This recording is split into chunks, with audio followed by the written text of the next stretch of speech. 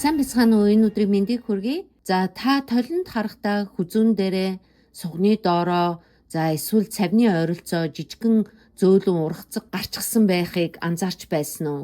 За ихэнх хүмүүс үүнийг нас ахихаар гардаг юм зүгээр л ургацаг гэж бодоод их тоодгүй. За зарим нь эмчтэр очоод төлөх тайруулах аргаар ахуулдаг юм байна. За гэхдээ зарим тохиолдолд энэ жижиг ургацаг нь зүгээр нэг гоо сайхны асуудал биш байж болно. Харин таны бие дотроо ямар нэгэн зүйл тэнцвэргүй байгааг чинь гаднаасаа харуулж тохио өгж байж магадгүй юм байна. За арсны ургацаг нь таны бие намайг жаахан тоогооч анхаараараа гэж хэлж байгаа тохио байж магадгүй юм байна. За өнөөдөр арсны ургацаг яагаад гардаг талаар маш энгийнээр ярилцгаая. За эхлээд нэг зүйлийг тодорхой хэлье. За арсны жижиг ургацаг гэхэнхдээ аюултай зүйл биш. За ихэвчлэн хортой хавдраг биш байдаг байна. За гэхдээ яагаад гарч ирээд байна вэ гэдгийг бодох хэрэгтэй. За нэгдүгээр гол шалтгаан нь инсулинтэй холбоотой юм байна. За бид инсулинийг ихэвчлэн зөвхөн цусан дахь сахартай холбоотой гэж ойлгодог. За гэхдээ инсулин нь зөвхөн сахар булгадаг зүйл биш юм байна.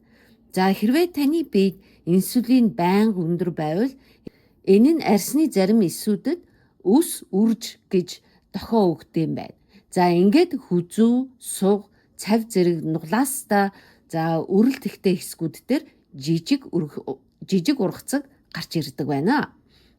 За өөрөөр хэлэх юм бол арсны ургацаг нь зарим хүнд инсулины эсэргүүцэлтэй холбоотой байж болох юм байна.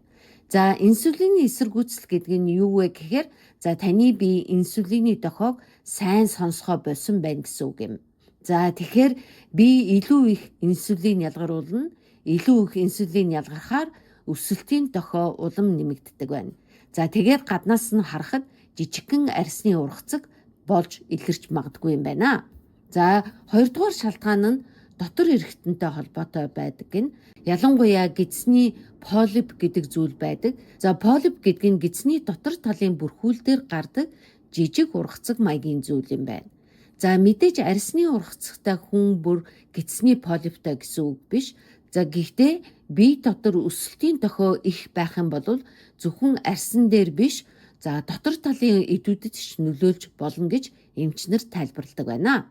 За тиймээс олон ургацаг гинт нэмэгдэх, эсвэл нас ахих тусам олноор гарч эхэлэх юм бол зүгээр нэг гоо сайхны асуудал гэж харахгүйгээр эрүүл мэндийн ерөнхий үзлэгтээ анхаарах нь зөв юм байна. Ялангуяа цусан дахь сахар, өлөн үеийн инсулин гэх мэт бодисын солилцооны үзүүлэлтүүдийг эмчтэйгээ ярилцаад шалгуулах хэрэгтэй юм байна шүү.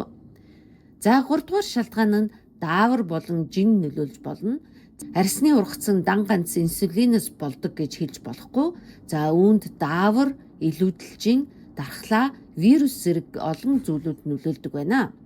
Мөн илүүдэлжинтэй үед хүзүү, суг, цав зэрэг хэсгүүдэд үрэлт ихсдэг. Үрэлт ихсэхээр арьс цочирч ургацаг гарах магадлал нэмэгддэг байна.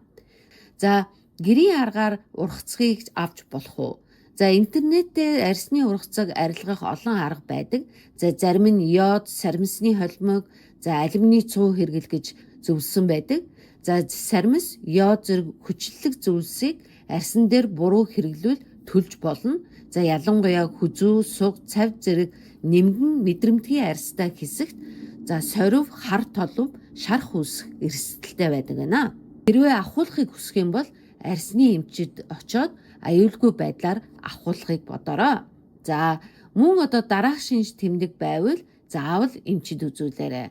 Ургацаг хурдан томрох, өнгө нь өөрчлөгдөх, өвдөх, цус гарах, шархлах, эсвэл хэлбэр нь сонин болох ийм үед зүгээр ургацаг байх гэж таамаглахын оронд мэргэжлийн эмчид үзүүлэх хэрэгтэй юм байна шүү. Дахин гарахаас яаж сэргийлэх вэ? Ургацгийг ахуулах нь нэг асуудал. Харин яагаад гарч байгааг ойлгох нь бүр чухал юм аа. Хэрвээ таны биед инсулин өндөр, сахар савлгаатай, жин нэмэгдсэн, өрөвсөл их байгаа бол ургацаг дахин гарч ирэх боломжтой юм байна. Тиймээс амьдралын хэв маягаа багаар өөрчлөх нь хамгийн чухал. Нэгдүгээр чихэрлэг зүйл, цагаан гурил, амттан, хийжүүлсэн ундаа, хидэх боловсруулсан хоолыг багасгах хэрэгтэй юм байна. За эдгээр нь инсулинийг огцон өсгөдөг байх нь байна.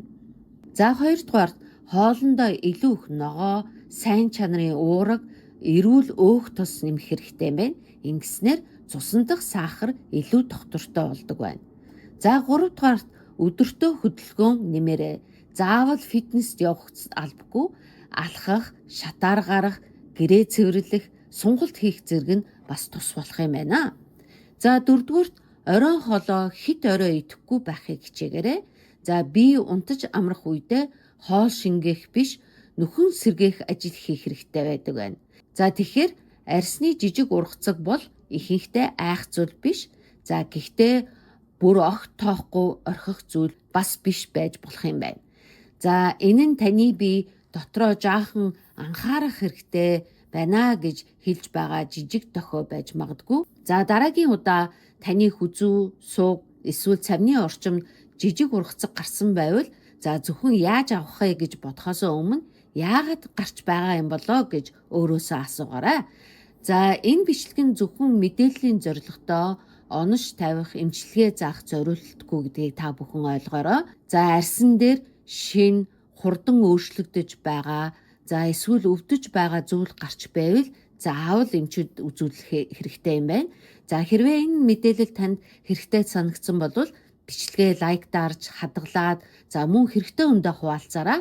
За хэрвээ танд ургацаг өмнө нь гарч байсан бол та яаж эмчилж байсныгаа коммент дээр бичиж үлдээгээрэй. За ингээд анхаарал тавьсанд баярлалаа. Дараагийн видео хүртэл баяртай.